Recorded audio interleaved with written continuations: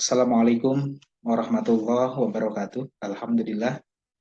Alhamdulillahilladzi arsala rasulahu bil huda wa dinil haq liyudhhirahu 'ala dini kullih wa kafa billahi syahida.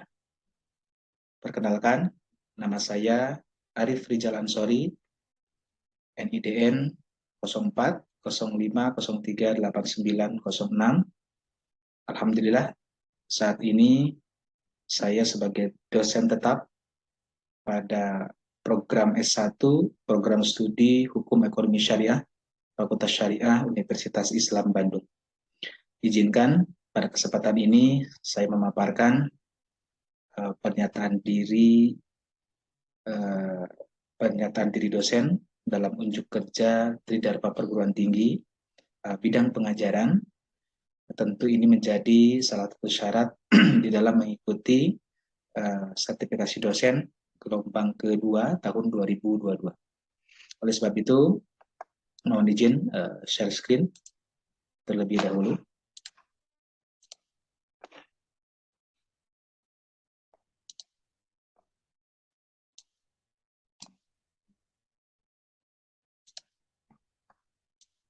Baik, kita lanjutkan. Di dalam pembelajaran tentu saya selalu mengacu kepada 3 komponen. Yang pertama delivery, kemudian interaction, dan assessment. Di dalam pemaparan kali ini terlebih dahulu saya akan menyampaikan outline yang akan disampaikan. Yang pertama deskripsi mata kuliah, kemudian yang kedua capaian pembelajaran mata kuliah atau CPMK, kemudian metode perkuliahan, kemudian materi pembelajaran, kemudian sistem penilaian atau assessment, dan yang terakhir saya akan sampaikan rekaman proses pembelajaran.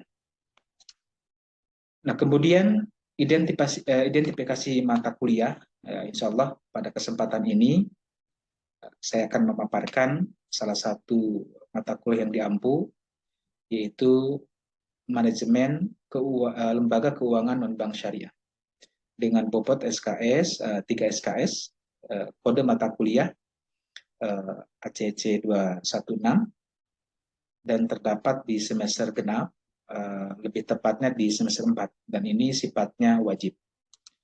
Deskripsi mata kuliah mata kuliah manajemen lembaga keuangan non-bank syariah ini adalah mata kuliah yang membahas tentang lembaga keuangan non-bank syariah yang di dalamnya dibahas terkait dengan otoritas jasa keuangan, kemudian pasar modal syariah, ada saham syariah, sukuk, kemudian reksadana syariah, ada asuransi syariah, kemudian dibahas juga pegadaian syariah, leasing syariah, perusahaan anjak piutang, perusahaan modal ventura syariah, kemudian dana pensiun syariah, lembaga zakat, lembaga wakaf, kemudian baitul mal wa tamil, dan yang terakhir financial teknologi syariah.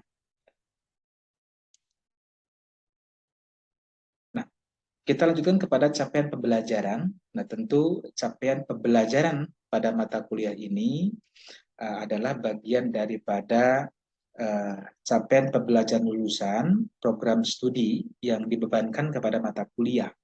Nah, tentu program studi sudah mempunyai peta kurikulum dan mempunyai CPL Prodi yang salah satunya yang 5 poin ini adalah CPL yang dibebankan kepada mata kuliah manajemen lembaga keuangan non-bank syariah. Yang pertama ada unsur sikap, yaitu menunjukkan sikap bertanggung jawab atas pekerjaan di bidang keahlian secara mandiri. Kemudian unsur pengetahuan, menguasai ekonomi syariah dan perbankan syariah secara umum. Kemudian ada keterampilan umum, mampu menunjukkan kinerja mandiri, ya, bermutu, dan terukur tentu saja, pengembangan jaringan kerja dan berinovasi dalam menerapkan ilmu pengetahuan serta iman dan takwa. Kemudian ada keterampilan umum yang kedua, mampu mengambil keputusan secara tepat dalam konteks penyelesaian masalah di bidang keahliannya berdasarkan hasil analisis informasi dan data. Kemudian yang terakhir, keterampilan khusus, mampu membuat dan menganalisa masyarakat di lembaga keuangan syariah. Nah, tentu bagaimana CPL yang dibebankan ini bisa tercapai oleh mata kuliah manajemen lembaga keuangan bank syariah. Kemudian setelah itu diturunkan kepada CPMK. Jadi di dalam CPMK mata kuliah ini ada 2 yang diturunkan. Nah, tentu 2 ini juga harus betul-betul terukur ketercapaiannya. Ya. Yang pertama, mahasiswa memiliki pengetahuan, wawasan, dan pemahaman terhadap lembaga keuangan non-bank yang dalam sistem lembaga keuangan di Indonesia, baik yang konvensional maupun yang syariah. Kemudian mahasiswa mampu memberikan analisis kritis terhadap dinamika pengembangan, dasar hukum, teori, praktik, dan inovasi pengembangan lembaga keuangan non-bank syariah. Nah, kemudian selanjutnya metode pembelajaran. Di antaranya ada brainstorming. Ini kenapa tentu selain dosen juga menyampaikan, tentu di dalam metode ini bagaimana diberikan keleluasaan juga kepada mahasiswa untuk berbicara, untuk mengungkapkan pendapatnya. Ya. Kemudian di akhir nanti menyimpulkan. Kemudian metode yang kedua ada small group discussion. Ya, jadi nanti dihadirkan perbedaan-perbedaan antara lembaga keuangan konvensional ya, dengan lembaga keuangan non-bank yang syariah. Ya, kemudian mereka disarankan untuk berdiskusi, kemudian di akhir menyimpulkan. Kemudian ada discovery learning, juga ini adalah metode selain tadi mendengarkan dosen, juga mahasiswa mencatat kemudian dipresentasikan. Ada cooperative learning, nanti mahasiswa menganalisis terhadap persoalan-persoalan dan mencari solusi terhadap persoalan itu. Kemudian nanti ada interaksi, diskusi terkait dengan penyelesaian masalah itu. Dan yang terakhir adalah diskusi kelompok. Nah, tentu ini adalah bagian daripada tugas yang diberikan, nanti dipresentasikan, didiskusikan, sehingga ada interaksi, tidak hanya dosen yang menyampaikan materi, tetapi ada interaksi antara mahasiswa, bisa berbicara, bebas berbicara, mengeluarkan pendapatnya, sehingga menambah satu wawasan, menambah pengetahuan. Kemudian materi pembelajaran, yang pertama, di pertemuan pertama, nanti akan berbicara terkait dengan OJK terlebih dahulu, itu Otoritas Jasa Keuangan, kemudian pasar modal syariah, kemudian saham syariah, ada sukuk atau obligasi syariah, kemudian pertemuan selanjutnya ada reksadana syariah, kemudian ada asuransi syariah dan lembaga penjaminan, ada pegadaian syariah, leasing syariah, dan perusahaan ansar piutang syariah. Ya. Pertemuan selanjutnya perusahaan modal venture syariah, dana pensiun syariah, lembaga zakat dan wakaf, Baitul Mal wa Tambil, dan financial teknologi syariah. Nah, kemudian buku referensi ini yang bisa dipakai, dan tentu lebih ini hanya sebagian saja, diantaranya adalah modul yang sudah saya buat. Jadi tentu ini masih dalam proses cetak untuk menjadi bahan ajar, ya. Tapi ini masih modul terkait dengan mata kuliah manajemen lembaga keuangan non-bank syariah. Kemudian ada bank dan keuangan bank non-bank syariah, ada dari Firman Setiawan, buku ajar lembaga keuangan syariah non-bank, dari Herlan Firmansyah terkait dengan bank dan industri keuangan non-bank, dan tentu dilengkapi dengan referensi hasil jurnal Sinta 3 yang saya terbitkan, itu juga menjadi referensi di mata kuliah ini. Kemudian yang terakhir adalah kontrak rencana penilaian atau ada assessment-nya. Nah, tentu pada mata kuliah ini juga ada komponen-komponen yang sudah ditetapkan oleh universitas, ya. Nah, tentu ini juga akan harus mengukur terhadap ketercapaian CPMK 1 dan CPMK 2. Di antaranya ada kehadiran bobotnya 15%, kemudian kuis 10%, tugas 20%, UTS 25%, dan UAS 30%. Nah, ini adalah pedoman nilai. Nah, tentu ini juga yang sudah ditetapkan oleh universitas, ya, terkait dengan nilai akhir dan huruf mutu. Ya, di sini kita lihat bahwa mahasiswa bisa mendapatkan nilai huruf mutu A itu kalau nilainya 79,5 ke atas sampai 100. Ya. Artinya di bawah itu sampai 75,5 nilai atau huruf mutunya adalah A-, ya. Dan sebagainya sampai kepada nilai apa namanya yang dianggap tidak lulus, ya, yang itu sudah ditentukan di dalam pedoman nilai ini. Saya kira itu untuk pengantar, dan setelah ini mari kita saksikan rekaman video pembelajaran yang sudah disajikan terkait dengan mata kuliah Lembaga Keuangan Non-Bank Syariah. Selamat menyaksikan. Baik, Assalamualaikum warahmatullahi wabarakatuh. Alhamdulillahilladzi arsala rasulahu bil huda wa dinil haq liyudhhirahu ala dini kulli wa kafa billahi syahida. Asyhadu an la ilaha illallah wahdahu la syarikalah wa asyhadu anna Muhammadan abduhu wa rasuluh. Alhamdulillah teman-teman semua, kita bisa berkumpul dan bertemu lagi di mata kuliah ini, di mata kuliah manajemen lembaga keuangan non-bank syariah, ya.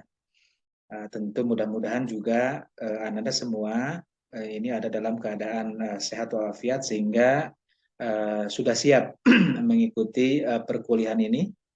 Nah, tentu ini masih di awal-awal perkuliahan. Bapak sampaikan jangan lupa mengisi absensi, ya, absensi yang sudah disediakan di Sispo. Kemudian juga tentu RPS juga yang Bapak sudah upload itu juga bisa di-download oleh Anda semua terkait dengan rancangan pembelajaran semester pada mata kuliah manajemen lembaga keuangan non-bank syariah. Baik, sebelum Bapak lanjut kepada materi, mohon izin Bapak share dulu materinya. Sudah muncul teman-teman? Sudah, Pak. Sudah, ya? Baik. Sebentar. Baik, kita materi kali ini kita akan membahas terlebih dahulu, yaitu tentang otoritas jasa keuangan. Walaupun kita belajar lembaga keuangan non-bank, nah tentu kenapa ini perlu didahulukan, karena ini nanti adalah sebagai regulatornya. Tentu teman-teman harus betul-betul mengetahui dulu ini sebelum nanti kepada lembaga-lembaga baik itu pegadaian, asuransi, pasar modal syariah dan sebagainya. Nah, tentu Bapak juga sudah menyampaikan bagaimana capaian pembelajaran pada mata kuliah ini, kemudian bagaimana CPMK-nya, kemudian juga tugas-tugas dan apalagi kontrak penilaian. Baik, kita masuk ke materinya, yaitu terkait dengan otoritas jasa keuangan.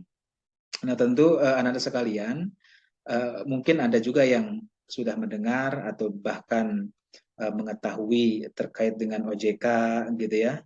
Apalagi misalnya menyimak di televisi ada lembaga keuangan atau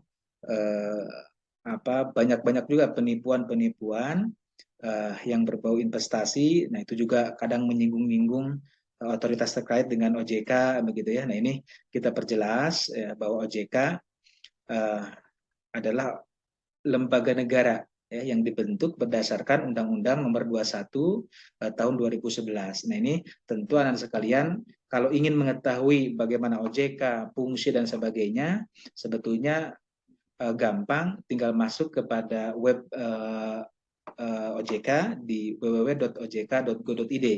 Jadi di situ sudah ditampilkan sedetail mungkin terkait dengan lembaga-lembaga bank ataupun non-bank. Kemudian juga di situ ada Undang-Undang OJK Nomor 21 tahun 2011. Jadi nanti bisa dipelajari terkait dengan kewenangan-kewenangan daripada OJK. Jadi secara lebih lengkap, OJK itu adalah lembaga independen dan bebas dari campur tangan pihak lain, ya, yang mempunyai fungsi tadi tugas dan wewenang, pengaturan, pengawasan, gitu ya, pemeriksaan dan penyidikan sebagaimana dimaksud dalam Undang-Undang Nomor 21 tersebut. Jadi nanti Bapak akan jelaskan bagaimana ini bisa muncul OJK, kenapa, bagaimana dengan Bank Indonesia dan sebagainya. Nanti di slide selanjutnya Bapak akan jelaskan. Nah, kemudian tujuan pembentukan OJK.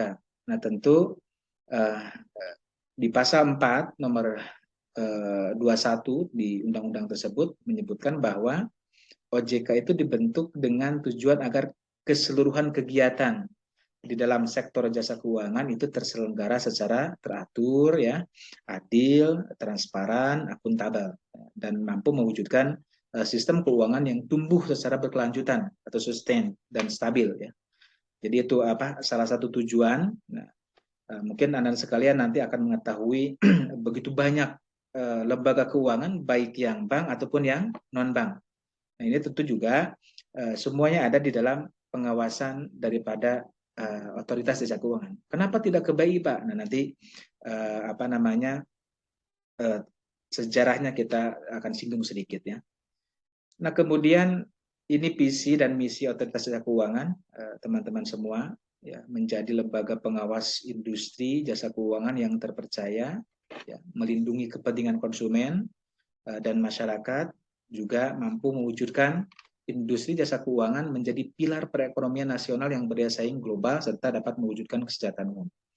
Nah, di antara misinya mewujudkan terselenggaranya seluruh kegiatan di sektor jasa keuangan secara teratur, adil, dan transparan.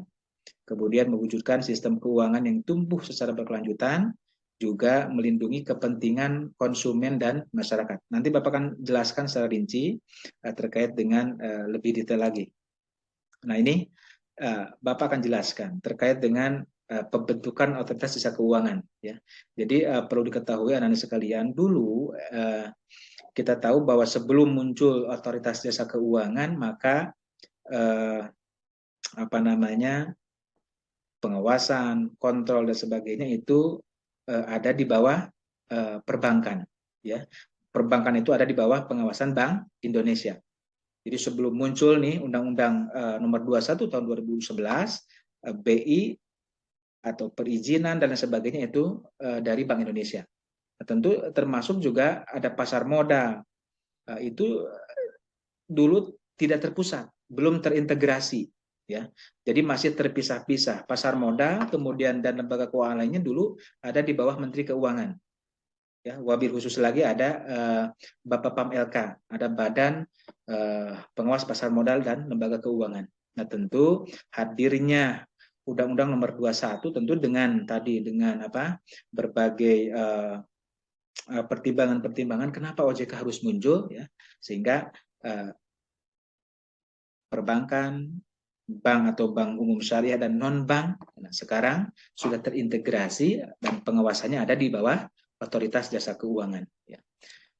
Nah, kemudian apa latar belakangnya?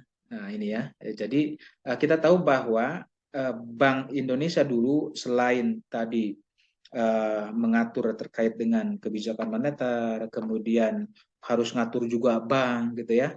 Dan apalagi banyak persoalan-persoalan lembaga keuangan yang secara prakteknya banyak persoalan, banyak masalah, gitu, ya. Ada yang ilegal, kan, gitu, ya. Ada yang banyak penipuan dan sebagainya. Sehingga kalau bank saja yang mengontrol itu kurang efektif, gitu, ya, kira-kira. Jadi dengan munculnya tadi lembaga keuangan yang banyak, perlu adanya lembaga yang independen selain Bank Indonesia, ya. Sehingga muncullah sebetulnya rencana ini ada di tahun 1998, ya. Sehingga 10 tahun terhenti, sehingga di 2011 DPR sudah meresmikan Undang-Undang Otoritas Jasa Keuangan. Jadi lebih ini lagi, jadi dibagi-bagi tugas antara Bank Indonesia sekarang dengan Otoritas Jasa Keuangan. Tentu banyak tadi tugas fungsinya yang diatur oleh Otoritas Jasa Keuangan. Nah, kemudian tadi kasus pemicunya, kenapa OJK ini muncul? Dari mulai misalnya tahun 98 terjadi krisis, ya. Nah, krisis itu tentu waktu dulu banyak juga bank-bank yang akhirnya gulung tikar, ya. Nah, sehingga yang terdekat kasus BLBI muncul, kan begitu, kasus Bank Senturi muncul, ya. Nah, sehingga dengan adanya kasus-kasus seperti ini maka memicu lahirnya atau berdirinya Otoritas Jasa Keuangan. Nah, ini transisinya adik sekalian. Jadi beralihnya kewenangan fungsi OJK itu tidak sekaligus juga. Jadi peralihan dari Bank Indonesia yang awalnya diatur oleh Bank Indonesia untuk beralih ke OJK itu ternyata ada transisinya. Contoh misalnya di 22 November 2011 itu Undang-Undang OJK disahkan, itu hanya pengaturan dan pengawasan pasar modal dan IKNB syariah, ya, berada di bawah Bapak Pam LK. Nah, kemudian pengaturan dan pengawasan pasar modal beralih ke OJK. Jadi di 22 November 2011 ini masih oleh Bapak Pam LK. Nah, sehingga di tanggal 31 Desember itu sudah beralih secara bertahap ke OJK, kemudian 2013 pengaturan pengawasan perbankan syariah pindah ke OJK gitu ya. Kalau tadi baru pasar modal, sekarang perbankan pun pindah. 2014 pengaturan dan pengawasan lembaga keuangan mikro. Dan sekarang tentu pasar modal, perbankan dan lembaga keuangan non-bank ini juga diatur sepenuhnya oleh otoritas jasa keuangan, ya.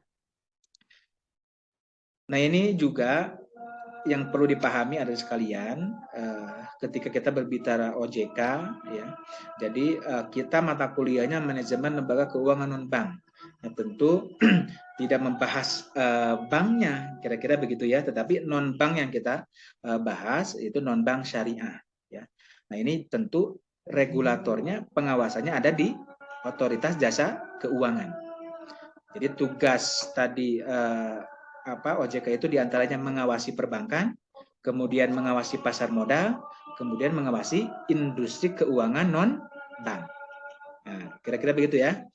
Nah, selanjutnya anak sekalian, ini juga keberadaan kantor OJK sudah ada di Jakarta, di Bandung, Surabaya, ya.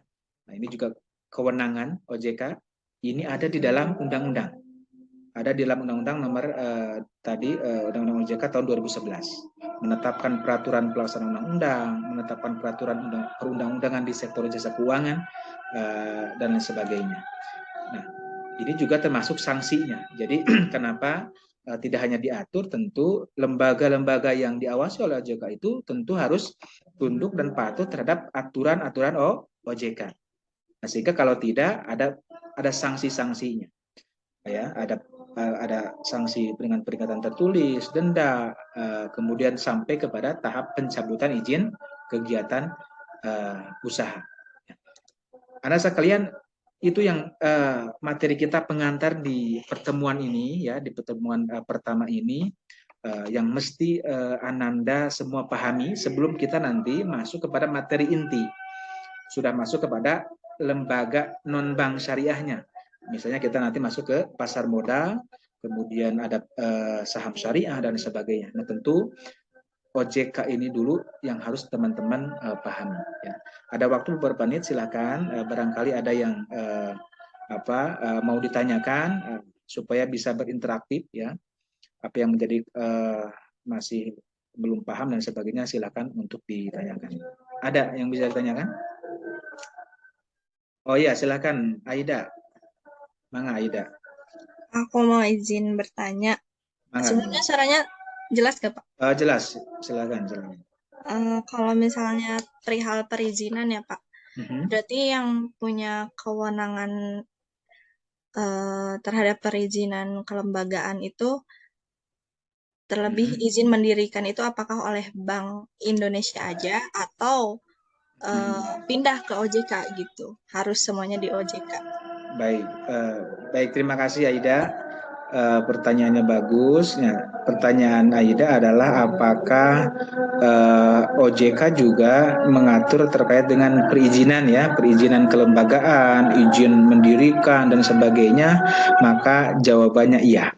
Ya, jadi sejak undang-undang OJK itu hadir dan sepenuhnya sudah diserahkan kepada OJK, maka baik itu perizinan bahkan sampai tadi pencabutan, ya, bagi siapa lembaga keuangan yang melanggar kena sanksi sampai juga dicabut izinnya oleh otoritas jasa keuangan. Jadi nanti juga ada aturan mainnya.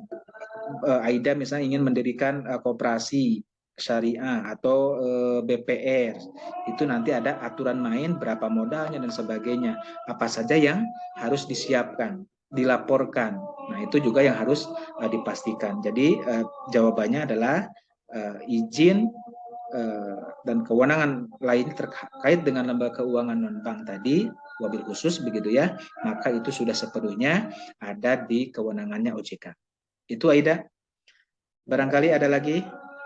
Terima kasih. Siap, Aida. terima kasih juga Pak. Ya, ada lagi yang bisa ditanyakan?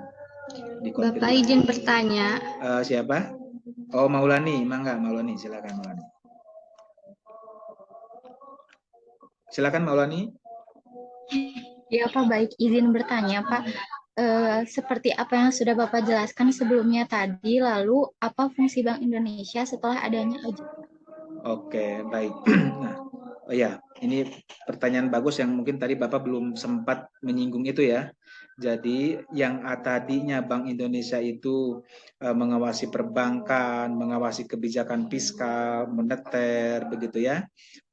Hampir semua dengan Bank Indonesia, maka fungsi pengawasan kontrol terhadap perbankan itu dialihkan kepada OJK. Sehingga setelah ada OJK, apa dong fungsi Bank Indonesia? Nah, tentu lebih ringan lagi ya ketika sudah dialihkan ke OJK, ya paling tidak memastikan terkait dengan kebijakan moneter ya, memastikan bagaimana nilai tukar rupiah itu stabil.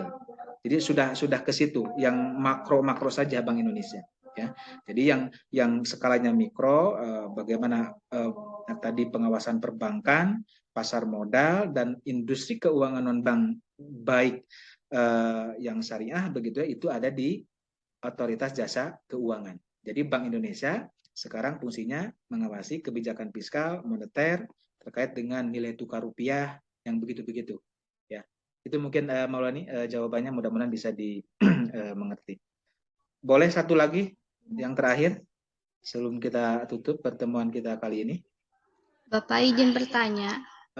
Siapa ini? Imas Imas, Maesa, mangga Imas, silakan. Bapak sebelumnya suara saya sudah jelas. Mangga, sudah jelas. Bapak izin bertanya ya terkait hal-hal yang udah diatur di OJK, apakah di OJK sendiri itu mengatur lembaga keuangan non-bank syariah saja, Pak? Oh iya. Jadi pertanyaannya, apakah OJK itu hanya mengontrol, mengawasi yang syariah saja atau juga yang konvensional? Kira-kira begitu ya? Iya, Pak. Ya, tentu. Jadi sejak dialihkan ke OJK itu tentu baik yang konvensional atau yang syariah itu pengawasannya ada di Otoritas Jasa Keuangan. Ya. Dari mulai koperasi, yang ada juga yang BPR atau BMT, maka teman-teman bisa lihat begitu banyaknya lembaga keuangan baik yang konvensional ataupun yang syariah ketika Anda masuk di webnya OJK.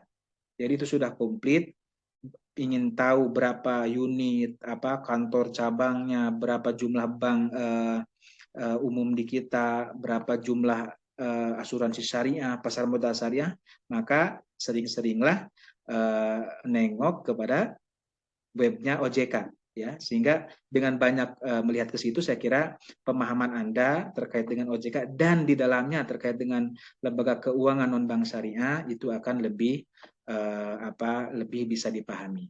Saya kira itu anak-anak sekalian ya untuk pertemuan kita kali ini. Mudah-mudahan kita masih diberikan kesempatan di pertemuan yang akan datang, tentu sudah masuk kepada pertemuan dengan materi pasar modal syariah. Mudah-mudahan kita bisa diberikan kesehatan dan kita bisa bertemu kembali. Maka pertemuan ini kita tutup dengan doa kafaratul majlis ya. Subhanakallahumma wa bihamdika asyhadu alla ilaha illa anta astaghfiruka wa atubu ilaik. Assalamualaikum warahmatullahi wabarakatuh. Waalaikumsalam warahmatullahi wabarakatuh. Terima kasih, Bapak. Ya, sama-sama. Terima kasih.